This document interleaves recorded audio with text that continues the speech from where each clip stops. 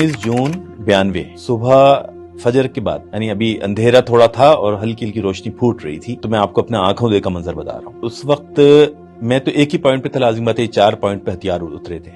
تو مجھے جو وہاں سے میں نے پوچھا تھا، خود عامر خان سے میں نے پوچھا تھا، تو ان کو 6000 کلاشنکوف ملی تھیں۔ جو گولیاں تھیں وہ تو لاکھوں کی تعداد میں تھیں، کیوں بوریوں میں تھی۔ یہ جو سینٹرل میں ہتھیار اترے تھے تو یہ میں نے خود اپنی آنکھوں سے دیکھے ہیں، یہ نہیں ہے کہ سنے ہیں کسی سے۔ جو چھوٹے موٹے ہتھیار تھے وہ تو پارٹی کے پہلے سے تھے۔ میں خود بڑے یعنی مقصد کے سوچنے پہ مجبور ہوا کہ یہ کس طریقے سے ان کے پاس اور کن ذرائع سے ان کو ملا یہ۔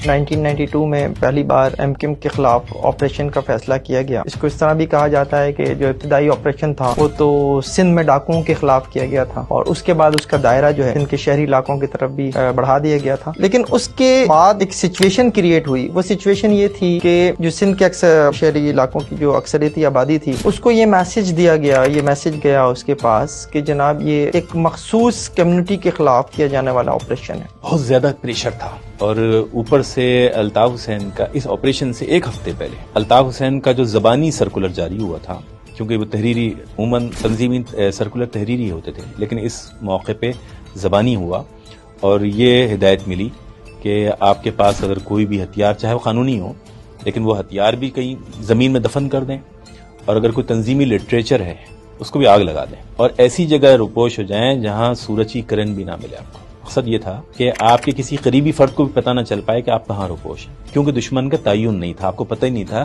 کہ ایم کیو ایم حقیقی کے وہ لوگ تو پتہ تھے جو اوپن ہو چکے ہیں، وہ لوگ نہیں پتہ تھے جو ابھی بھی تنظیمی سیٹ اپ میں کام کر رہے تھے۔ یعنی ایک وقت میں یہ کہا جانے لگا تھا کراچی میں کہ شاید ہی کوئی ایسا گھر ہو جس کا کوئی نوجوان یا تو قتل نہ کیا گیا ہو، یا گرفتار نہ ہو، یا گھر سے مفرور نہ ہو۔ جب یہ والی سچویشن بن گئی تھی تو اس کے بعد ظاہر ہے اس کی مزاحمت بھی ہوئی، اور اس مزاحمت کے نتیجے میں جو ہے ہم نے اس شہر میں بہت کچھ ہوتے دیکھا۔